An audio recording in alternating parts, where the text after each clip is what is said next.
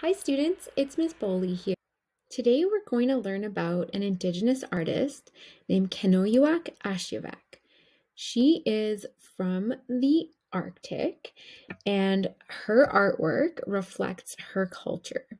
So when you look at her art pieces, you're going to notice that she paints a lot of animals and for the most part, a lot of birds.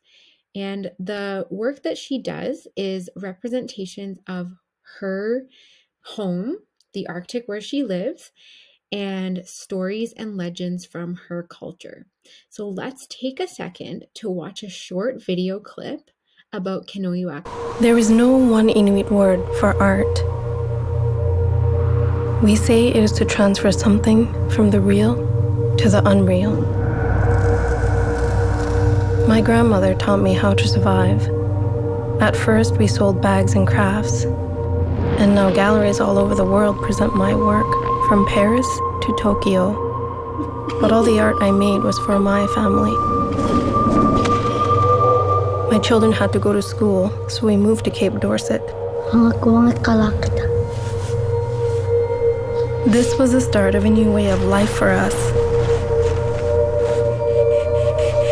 I am an owl, and I am a happy owl.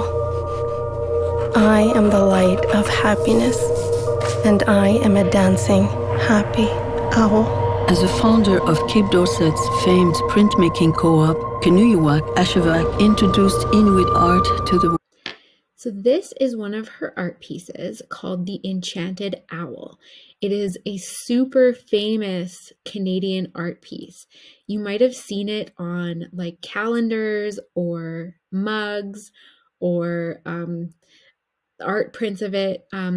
Maybe once you've seen it, you'll start noticing it in certain places. It's so famous that it was turned into a postage stamp. It is what is known as a stone cut print. That means that it's made in partnership, usually with both an artist and a printmaker. The artist draws out the design, and then the printmaker transfers the design to a piece of stone and carves it into a stamp. This stamp is then covered with ink and used to stamp the image onto a sheet of paper. Let's take a second to have a really close look and do some thinking and wondering about this art piece. What I first noticed about this art piece is the shape. It's really a simple shape, but it's super interesting to look at. That is very true. And I'm also noticing that it doesn't really look like any owl that I've seen before. Those spiky feathers coming out from the owl's face are really, really unique. They kind of remind me of a sun radiating out the rays. Yes, that's a really good point.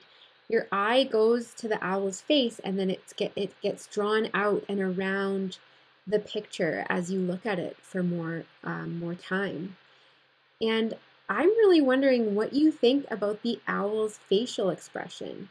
Is it happy? Is it surprised? Is it curious? Yeah, and I'm also wondering about those textures. What different textures are you noticing in this picture? And notice those little markings over on the bottom right-hand corner of the art piece.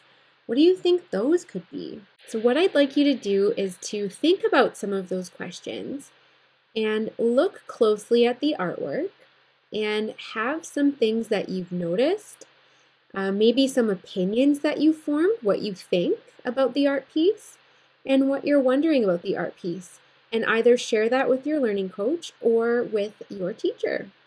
All right, I hope you enjoyed this video and I hope you learned something. Thanks for watching.